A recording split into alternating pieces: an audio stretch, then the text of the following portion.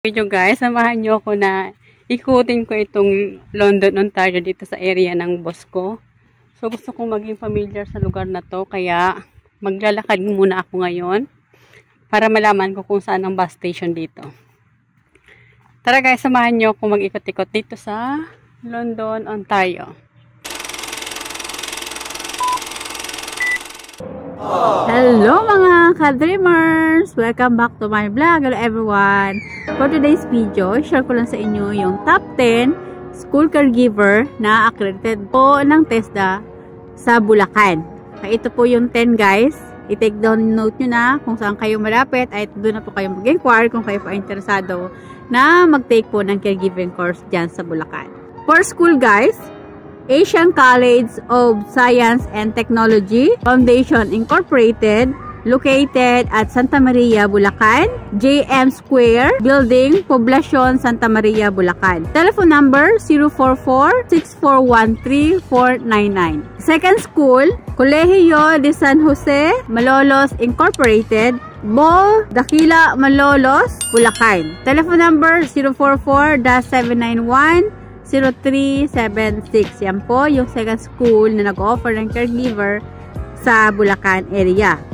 Third school, Colegio de San Gabriel, Arcangel, located at Area E, Sapang Palay, San Jose del Monte, Bulacan. Cellphone number 0917-469-9352. Yan po yung pang third school sa Bulacan. Fourth school, College of Mary Immaculate of Pandi, Bulacan Incorporated, located at J. Rizal, Poblacion, Pandi, Bulacan. Telephone number 044-691-1527 or 044-661-1255. Ang fifth school, Corinthian International College Incorporated, located at North Highland Subdivision, STMA, Trinidad City of Malolos, Bulacan. Telephone number 044-791-0873 or 044-791-1337. Pang sixth school, Divine College of Malolos City Incorporated or formerly Divine Arts Science Computer College Incorporated, located at Barosoin, Malolos, Bulacan. Telephone number 044-662-7326. Seventh school, Fernandez College of Arts and Technology, located at Hill Carlos Street, Baliwag, Bulacan. Telephone number 044-673-1876. Yan po yung pang 7th school.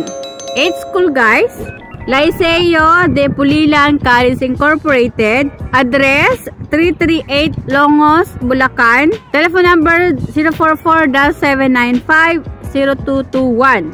Yan po yung pang 8th school na nag-offer po ng caregiving course sa Bulacan.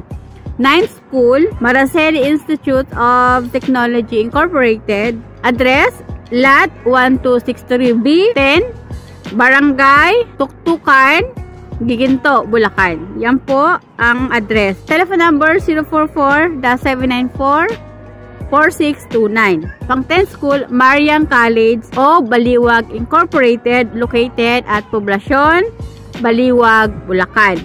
Telephone number 044-673-5275. Yan po yung top 10 school na nag-offer po ng caregiving course sa Bulacan na accredited po ng TESDA.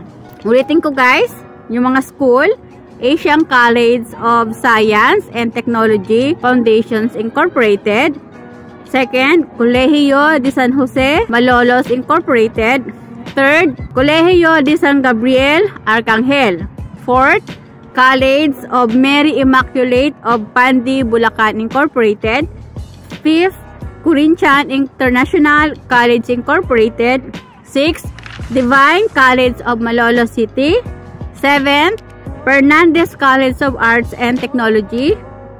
Eighth, Liceo de Pulilan College Incorporated. 9, Maraceli Institute of Technology Incorporated, and the last one, Marian College of Baliwag Incorporated. So yan po yung top 10 school na nag-offer po ng caregiving course sa Bulacan. Ano mga documents yung dapat yung i-ready guys? I-ready nyo lang mga simple documents lang like birth certificate, kung married po kayo, marriage certificate, bring 2x2 pictures. Kung high school graduate kayo, high school diploma dalhin nyo, and then for 137.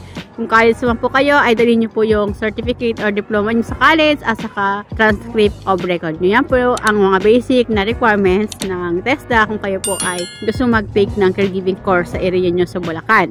Ang kagandahan guys, kapag meron po kayong NC2 o meron kayong caregiving NC2 certificate, ay pwede po kayo makapag-abroad without experience. Like po sa Japan, nag-accept po sila ng NC2 lang. Sa abroad din po, kung kayo po ay meron pong caregiving NC2, ay pwede po kayong ma-hire. Sa Hong Kong naman, meron po silang ginawang agreement na mag-hire sila ng caregiver na hindi na po kailangan na may mga experience. Basta qualified po at dumaan po sa TESDA, ay i-hire na po nila. So yan po ang kagandahan guys, kasi nga ay pwede na kayo makapag-abroad kahit na wala po kayong experience. Plus na lang yan, kung may mga experience kayo at pwede kayong makarating sa ibang bansa like po dito sa Canada. Dito po sa Canada ay kahit po kayo ay may caregiving NC2 certificate, ay kailangan nyo din po na proof na kayo po ay may experience sa pag-aalaga ng matanda or bata. Kailangan nyo pong patunayan na kayo po ay karapat-dapat na maging caregiver dito sa Canada. Experience po is a must dito sa Canada. At payo ko lang guys, huwag kayong gagawa o huwag kayong mag-isip na gumamit ng fake documents, lalo na po kung kayo ay nagbabalak pupunta dito sa Canada, especially po yung caregiving NC2. Kasi po, matitrace po nila yan kung fake po ang ginamit nyo. So, mas maganda, dumala lang kayo sa tama, mag-aral kayo, ipasa nyo yung assessment para kayo ay maging certified caregiver someday. So, ayun po. Good luck po sa mga tag-area po. Ito na po yung chance nyo mag-aral ng caregiver sa mga nabanggit ko pong schools. So, yun lang guys. Share ko lang sa inyo yung top 10 school na nag-offer ang caregiving course sa Bulacan area na accredited po ng TESDA. So, hindi nyo na po kailangan mag-alangan kung ito po ay legit or accredited po ng TESDA. So, mas maganda ay personal nyo na lang pong puntahan yung mga school na nabanggit ko para makapag-inquire kayo kung kailan po ang start ng school nila, kung ilang slot, para ho makahabol po kayo. Kasi hindi naman po yan maramihang estudyante kasi may per slot naman po yan. Like sa PWU po, nung time namin ay nasa 15 lang kami. Mga ganyan din po yan guys, hindi yan po mag-accept ng maraming estudyante. Kasi hindi naman po yung parang sa mga school na punuan yung classrooms. Hindi po ganyan. Depende po sa training center. Ito kasi mga school, so mga medyo private po sila, talagang limited lang yung slots. Yun lang, na-share ko lang sa inyo para po makatulong ako sa inyo. Makapag-take din po kayo ng caregiving course at maging certified caregiver kayo, lalo na po kung kayo po ay nangarap na makarating po dito sa Canada. So yun lang guys. So guys, if you find my video helpful, please subscribe naman po and do like and share na rin po. Kung nagustuhan niyo po yung mga video ko at nakakatulong po sa inyo, please click naman po yung notification para ma-notify po kayo sa mga bago kong video. So good luck po. Thank you for watching. Bye. God bless us all.